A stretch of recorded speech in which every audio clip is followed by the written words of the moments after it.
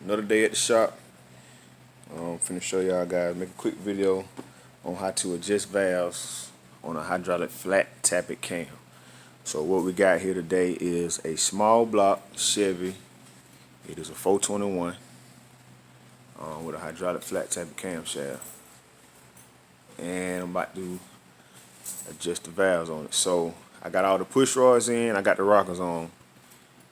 I haven't put the poly locks on yet. So I'm about to do that now. And as you can see, the camshaft is installed what we call straight up and down, or dot to dot. So right now everything is the camshaft straight up and down. And I'm gonna show y'all a quick, easy way to adjust all the valves. I'm gonna try to make this as easy and understandable as I possibly can. So first thing what we got to do is we're going to go ahead and put all the poly locks on, and we're just going to snug them down onto the rocker arms. So I got them all on.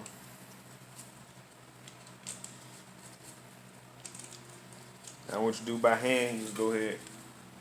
What I do to make sure you ain't going too tight, a lot of people scared to do it because they scared they're going to go too tight.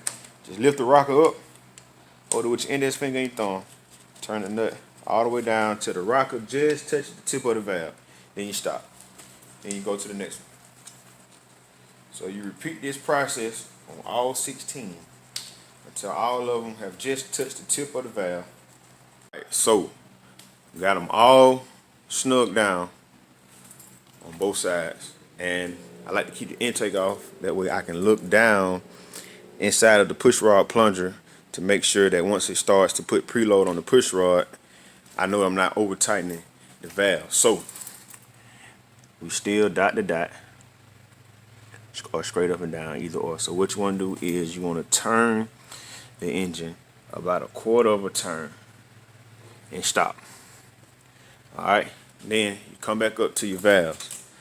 Now once the valves open and you start rotating the motor, you're going to see now you have a rocker that's back loose. So you just repeat the process. You lift it back up with your hand and you turn it until the tip of the rocker meets the valve, and it won't come up, and you should have end play like this from side to side, and that lets you know that you're not too tight on the valve. Also, if you turn this and you keep turning it too tight, you'll see that the plunger down inside of the push rod is going to start to go down. That's letting you know you're putting a preload on it and possibly can over tighten that valve before it start up. So you just repeat the process for all of these rockers.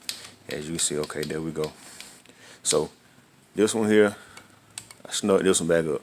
So these are still fine. And you get to this one, see how it's lifting up? Okay, same thing for that one. Snug it down till the tip of the rocker meets the valve. It won't lift up anymore, side to side, good end play. And you repeat that for the other side. Come around.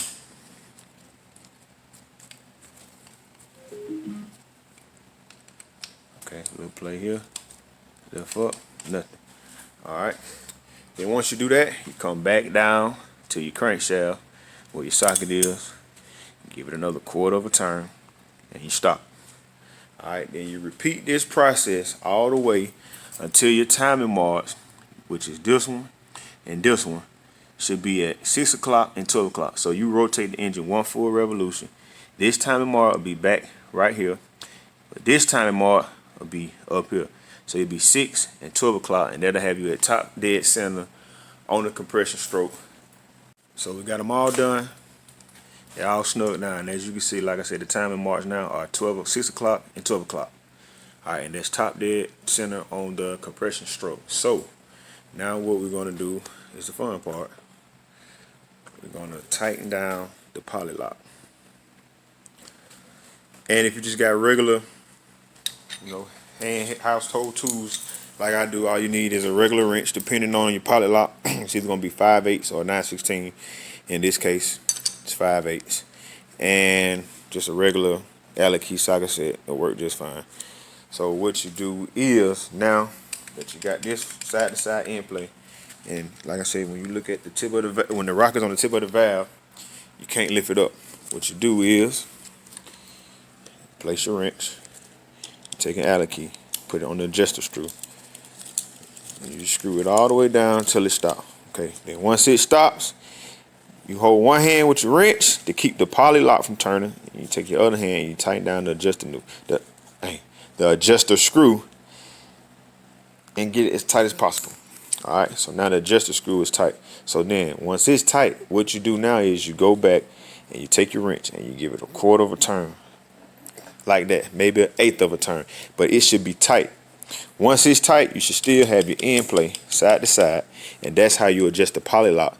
A lot of people scared to think you're gonna over tighten it, and you don't tighten it far enough. And then once you crank the engine up and it warms up, the rocker arms come back loose. Then you have a lot of chattering going on. Then you're going back, keep having to constantly adjust the valve. So we're gonna do the next one.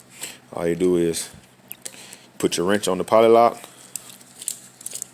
tighten down the adjuster screw. One hand here, this one is to tighten the screw. This one here is to just hold it in place firm on the poly lock, and you tighten the screw as tight as you can possibly get it. Once the screw is tight, take your wrench, and give it another quarter of a turn, and then it stops. And of course that's tight, like can't turn no more. Then you should still have your end play from side to side. Make sure y'all can see that good. So with everything being tight, still got end play. That's all you should have. If you tighten this down, or when you would tighten down your rocker arms, you can't move it from side to side when the valve is closed, then you have over tightened that rocker arm. So I'm just gonna repeat the process for all 16.